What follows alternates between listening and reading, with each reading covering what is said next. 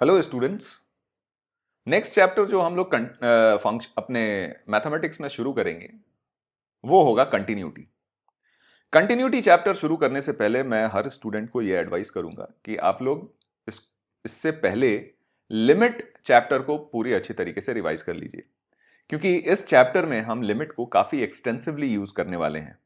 और इनडायरेक्टली अगर मैं आपसे ये कहूं कि कंटिन्यूटी अगर आपको अच्छा करना है तो आपको अपनी लिमिट अच्छी करनी पड़ेगी, या फिर ऐसा कहूं कि अगर आपकी लिमिट अच्छी है तो आपकी कंटिन्यूटी अपने आप अच्छी हो जाएगी।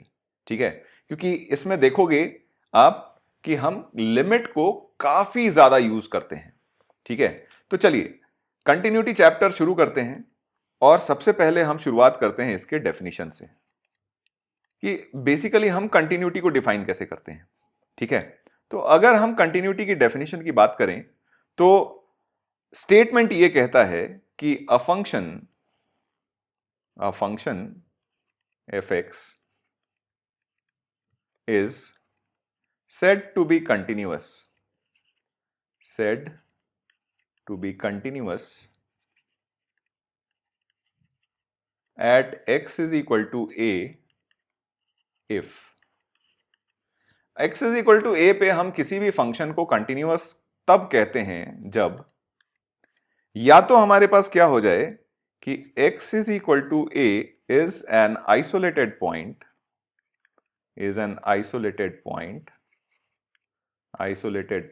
of domain of fx fx के डोमेन का x इज इक्वल टू एक आइसोलेटेड पॉइंट हो जाना चाहिए, या फिर अगर ये आइसोलेटेड पॉइंट नहीं है तो हमारे पास क्या होना चाहिए कि limit x approaching to a fx should exist and is equal to f of a। यानी हम x is equal to a पे किसी भी फंक्शन को कंटिन्यूअस तभी कहेंगे जब या तो x is equal to a हमारे फंक्शन का आइसोलेटेड पॉइंट हो जाए डोमेन का, या फिर हमारे फंक्शन की limiting value x is equal to a पे एग्जिस्ट करे और वो लिमिटिंग वैल्यू किसके बराबर हो, f ऑफ a के बराबर हो। यानी अगर इसको हम सिंबॉलिकली डिफाइन करें, सिंबॉलिकली लिख के मैथमेटिकली हम देखना चाहें कि basically x is equal to a पे हमारा लिमिट कब एग्जिस्ट करेगा, या सॉरी कंटिन्यूअस कब होगा, तो जैसा कि हमने बोला कि लिमिट एग्जिस्ट करना चाहिए। लिमिट एग्जिस्ट करने के लिए क्या होना चाहिए, x is equal to a पे हमारा लेफ्ट हैंड लिमिट और राइट हैंड लिमिट दोनों बराबर होने चाहिए और फाइनाइट होने चाहिए। ठीक है, तो यानी लेफ्ट हैंड लिमिट के लिए याद करो हम लोग लिखते थे कि limit h approaching to 0 f of a minus h, ये value, and limit h approaching to 0 f of a plus h। तो f of a minus h limit h approaching to 0 ये हमारा लेफ्ट हैंड लिमिट हो गया, limit h approaching to 0 f of a plus h हमारा right hand limit हो गया, और ये बराबर होना चाहिए हमारे f ऑफ a के, यानी फंक्शन की वैल्यू जो x is equal to a पे आ रही है उसके बराबर होना चाहिए। और ये सारी वैल्यूज किसके बराबर होनी चाहिए, एक फाइनाइट क्वांटिटी के। अगर फाइनाइट क्वांटिटी नहीं आई तो हमारा लिमिट ही एग्जिस्ट नहीं करेगा, लिमिट एग्जिस्ट नहीं करेगा तो हम कंटिन्यूटी की फिर बात ही नहीं करेंगे।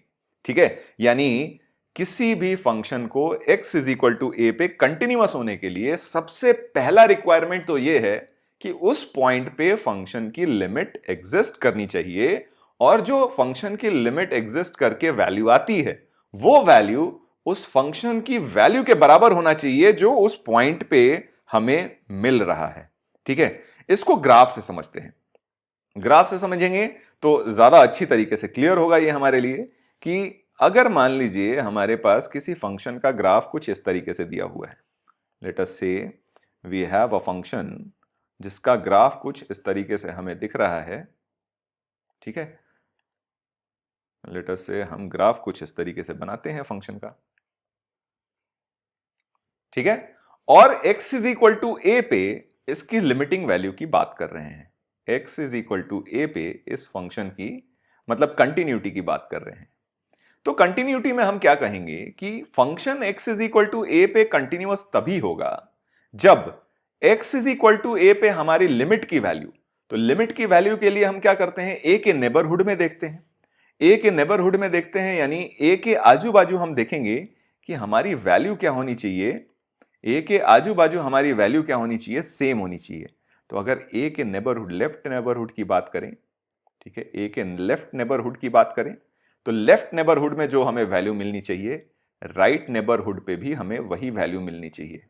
देखिए, लेफ्ट नेबरहुड और राइट नेबरहुड दोनों पे हमें क्या मिल रही है, सेम वैल्यू मिल रही है। और in fact x is equal to a पे जो फंक्शन की वैल्यू मिल रही है वो भी हमें क्या मिल रही है, सेम ही मिल रही है। ठीक है, तो हम देखेंगे कि यहां पे हमारा left hand limit is equal to आया राइट हैंड लिमिट और इज इक्वल टू आया value of the function at that point. अगर ये तीनों चीजें बराबर होंगी और ये फाइनाइट होंगी तब जाके हम क्या कहेंगे कि हमारा function x is equal to a पे कंटिन्यूअस है। ठीक है, तो ये तो बात हो गई हमारे मैथमेटिक्स की, ये तो बात हो गई हमारे मैथमेटिक्स की।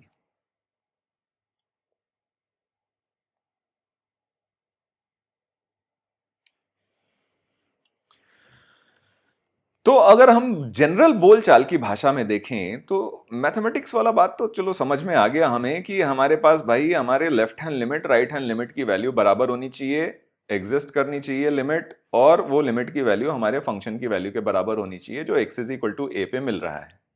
लेकिन अगर ज्योमेट्रिकली हम देखें तो हम कब बोलेंगे कि x is equal to a पे हमारा फंक्शन कंटिन्यूअस है, जब आप ग्राफ बनाते हो फंक्शन का, जब आप ग्राफ बनाते हो फंक्शन का और ग्राफ बनाते समय आपका पेन एक बार भी नहीं उठता।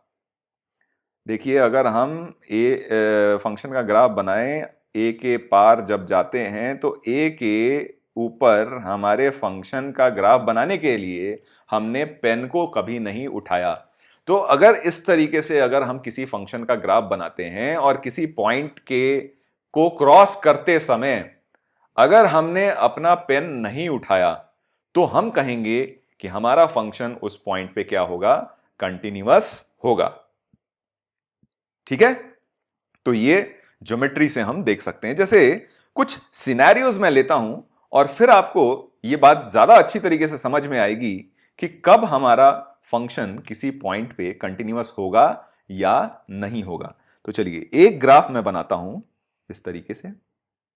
ठीक है, आप बढ़िया से समझिएगा इसको, क्योंकि इनिशियली में अगर चीजें हमें अच्छी तरीके से समझ में आ गई तो आगे जाके हमें कभी भी परेशानी नहीं होगी। लेट अस से मैं एक फंक्शन का ग्राफ कुछ इस तरीके से बनाता हूं, ठीक है, और x is equal to a पे इसकी कंटिन्यूटी की बात करता हूं। तो अगर आप देखोगे तो इसका ग्राफ बनाते समय जैसे ही हम a को क्रॉस कर रहे थे, ए को क्रॉस कर रहे थे ग्राफ बनाते समय, तो देखिए हमें कभी भी अपना पेन उठाना नहीं पड़ा और बिना पेन उठाए हम आराम से इस ग्राफ को बना सकते हैं जब हम ए को क्रॉस कर रहे हैं। तो इस केस में हम बोलेंगे कि हमारा फंक्शन जो है वो x is equal to a पे क्या हो जाएगा, कंटिन्यूअस हो जाएगा।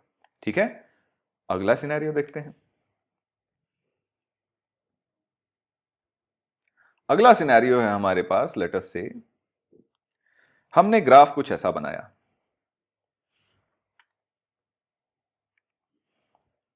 हमने ग्राफ बनाया कुछ ऐसा,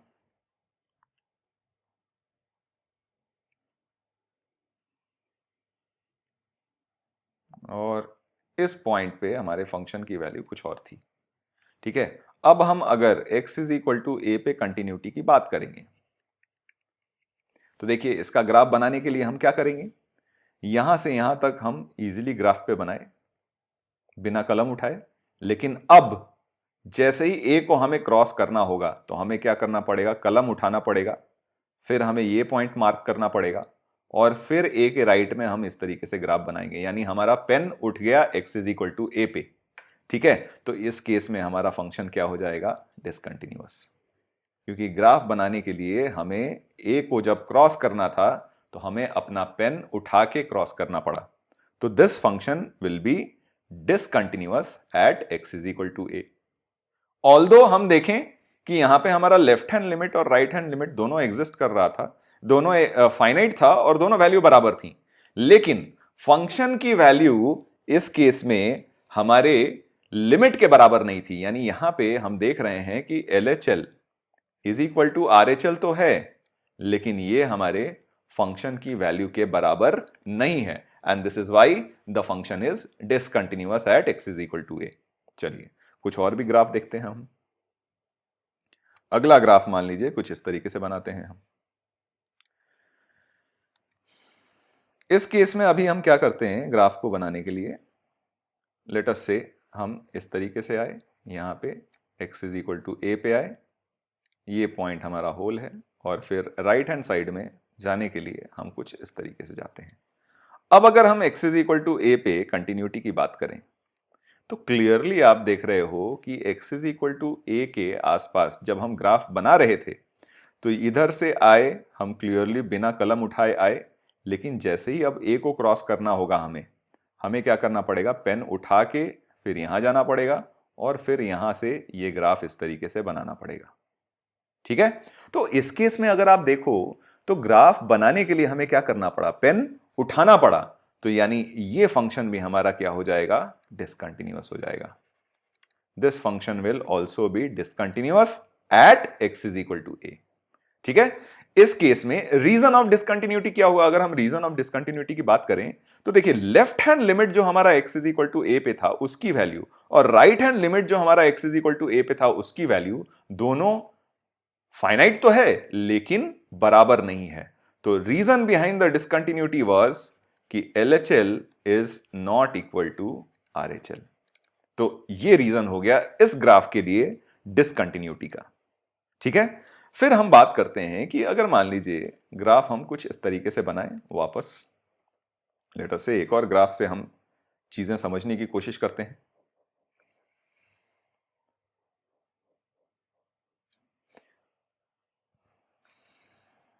ठीक है, x is equal to a पे कंटिन्यूटी की बात करेंगे, लेट अस से ये हमारा point x is equal to a है। ठीक है, लेफ्ट साइड से अगर हमने ग्राफ पे बनाया तो लेट अस से ये हमारा कुछ इस तरीके से आया। ठीक है, और राइट साइड से अगर हम गए तो ये हमारा कुछ इस तरीके से आया। मतलब राइट हैंड लिमिट जो हमारा x is equal to a पे था वो इंफिनिटी की तरफ चला गया। तो इस केस में देखिए कि हमें वापस से जब x is equal to a पे ग्राफ को क्रॉस कराना था तो लेफ्ट साइड से हम बिना कलम उठाए आ रहे थे, ए पे आए, लेकिन अब जब हमें ए के राइट में जाना है तो देखिए हमें कलम उठा के और फिर ग्राफ बनाना पड़ेगा। तो यानी क्लियरली यहां पे हमारा फंक्शन क्या हो जाएगा, डिसकंटिन्यूअस हो जाएगा। This function will be discontinuous at x is equal to A.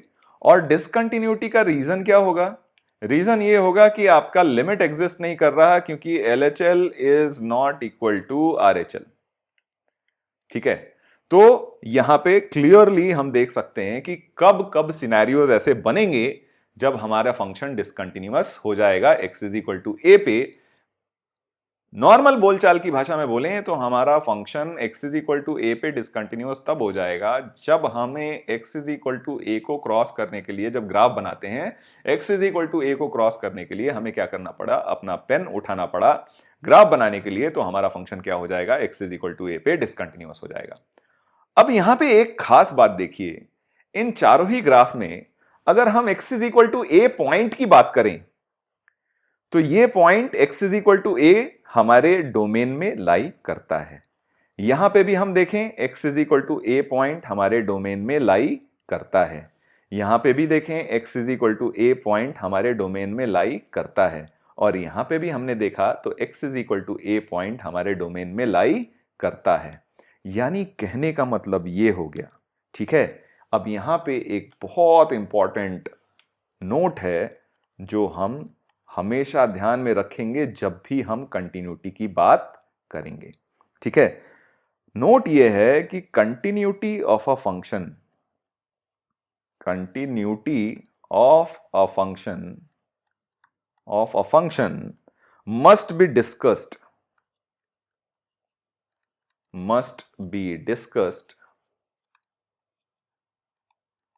must be discussed at points which are in the domain of the function, which are in the domain of function। यानी जब भी हम continuity की बात करेंगे हम उन्हीं points पे करेंगे जो पॉइंट्स हमारे फंक्शन के डोमेन में लाई करें।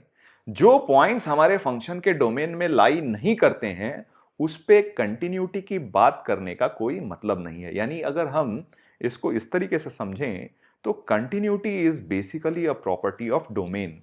अगर आपके डोमेन में वो पॉइंट है तो it is meaningful to discuss continuity of the function at that point. अगर वो पॉइंट आपके डोमेन में है ही नहीं तो फिर उस पे कंटिन्यूटी की चर्चा करना एकदम निरर्थक है। This is not meaningful at all. ठीक है, so whenever will talk about continuity will only talk about continuity on those points जहां पे जो पॉइंट्स हमारे डोमेन के अंदर लाई करें। ठीक है, तो ये पॉइंट हम हमेशा ध्यान में रखेंगे। तो चलिए एक सवाल से हम लोग इस पे चर्चा करते हैं कि किस तरीके से अगर मान लीजिए हमें किसी फंक्शन का ग्राफ दिया हुआ है तो फिर हम उसकी कंटिन्यूटी किस तरीके से वेरीफाई करेंगे। तो जैसे एक एग्जाम्पल लेते हैं और फिर हम आगे थियोरी को कंटिन्यू करेंगे। तो जैसे मान लीजिए हमारे पास एक फंक्शन है जिसका ग्राफ हमने कुछ इस तरीके से दिया आपको। लेट अस से हमारा ग्राफ कुछ आता है इस तरीके से। यहां ओपन है हमारा, यहां से फंक्शन यहां चला जाता है, यहां से आगे इस तरीके से जाता है। ठीक है, यहां पे एक होल आ जाता है यानी पे यहां पे फंक्शन की वैल्यू एग्जिस्ट नहीं कर रही है। फिर यहां से ग्राफ कुछ इस तरीके से जाता है, यहां पे भी होल आता है, यहां पे नीचे आता है फंक्शन। ठीक है, यहां पे फंक्शन की वैल्यू एग्जिस्ट करती है। फिर यहां से आगे हम इस तरीके से चले जाते हैं। ठीक है, पॉइंट्स मैं मेंशन कर देता हूं। ये पॉइंट है हमारा 1, ये पॉइंट है हमारा 2, ये पॉइंट है हमारा 3। ठीक है, 3 पे जो वैल्यू है कुछ यहां पे लाई कर रही है। ये पॉइंट है हमारा 4 और ये पॉइंट है हमारा 5। ठीक है, अब अगर इन पॉइंट्स पे 1 0 और ये पॉइंट है हमारा 0, तो अगर हम इन पॉइंट्स 0 1 2 3 और 4 और 5 की बात करें तो हम कैसे ये आइडेंटिफाई करेंगे कि हमारा फंक्शन किन पॉइंट्स पे कंटिन्यूअस है और किन पॉइंट्स पे डिसकंटिन्यूअस है। तो सबसे पहली बात जो ऊपर नोट हमने लिखा उसको ध्यान में रखते हुए एक बात तो हम फॉर श्योर कह सकते हैं कि यहां x इज इक्वल टू 2 हमारे डोमेन में है नहीं, क्योंकि फंक्शन की कोई भी value x is equal to 2 पे नहीं मिल रही है। तो x इज इक्वल टू 2 और x इज इक्वल टू 5 हमारे डोमेन में नहीं है, तो हम इन पॉइंट्स पे कभी भी कंटिन्यूटी की चर्चा नहीं करेंगे। तो x is equal to 2 and x is equal to 5 are not in domain of function,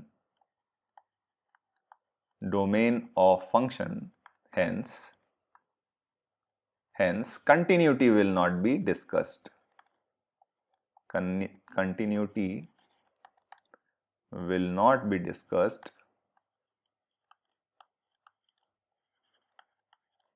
at these points. Discussed spelling सही कर लेते हैं।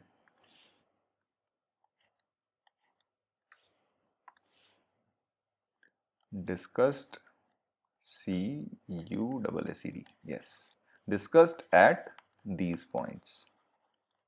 ठीक है, इन पॉइंट्स पे हम कंटिन्यूटी की बात नहीं करेंगे। चलिए अब आगे बढ़ते हैं। x इज इक्वल टू 0 पे क्या कहेंगे। ठीक है, x इज इक्वल टू 0 पे हम क्या कहेंगे। चलिए हम इसको साइड में ही लिख लेते हैं ताकि ग्राफ के साथ साथ हम चीजें अच्छी तरीके से समझते जाएं। x इज इक्वल टू 0 पे क्या कहेंगे। क्या x इज इक्वल टू 0 पे फंक्शन हमारा कंटिन्यूअस है। तो कई बच्चों के दिमाग में ये बात आ सकती है कि sir x is equal to 0 की अगर हम बात कर रहे हैं तो x इज इक्वल टू 0 के लेफ्ट नेबरहुड में तो हमारा कोई पॉइंट है ही नहीं। अच्छी बात है, कोई प्रॉब्लम नहीं है। हमने बताया कि हम कंटिन्यूटी की बात करते हैं जब भी डोमेन में बात करते हैं। तो अगर 0 का लेफ्ट नेबरहुड हमारे डोमेन में नहीं है तो हम लेफ्ट हैंड लिमिट की बात भी नहीं करेंगे, हम जब भी करेंगे राइट हैंड लिमिट की बात करेंगे। यानी x इज इक्वल टू 0 पे कंटिन्यूअस होने के लिए अगर आपका राइट हैंड लिमिट f0 के बराबर आ जाता है तो हम कहेंगे कि यहां पे हमारा फंक्शन क्या है, कंटिन्यूअस है। और अगर आप ध्यान से देखो तो आपके राइट हैंड लिमिट की वैल्यू और f0 की वैल्यू दोनों बराबर हैं, तो हम कहेंगे x इज इक्वल टू 0 पे हमारा फंक्शन क्या हो गया, कंटिन्यूअस हो गया। अब बात करते हैं x इज इक्वल टू 1 की। x इज इक्वल टू 1 पे आप देखो आपके लेफ्ट हैंड लिमिट की वैल्यू 0 है लेकिन राइट हैंड लिमिट कुछ और है, यानी यहां पे क्लियरली आपका left hand limit is not equal to right hand limit है, तो यहां पे आपका फंक्शन क्या हो जाएगा, डिसकंटिन्यूअस। डिसकंटिन्यूअस। और आपको दिख भी रहा होगा कि जब 1 को क्रॉस करना होगा हमें तो क्लियरली हमें ग्राफ बनाने के लिए अपना पेन उठा के फिर आगे जाना पड़ेगा। तो x इज इक्वल टू 1 पे हो गया हमारा फंक्शन डिसकंटिन्यूअस। अब बात करते हैं x इज इक्वल टू 2 की। x इज इक्वल टू 2 की तो बात ही नहीं करेंगे क्योंकि वो तो हमारे डोमेन में ही नहीं है। बात करते हैं x इज इक्वल टू 3 की।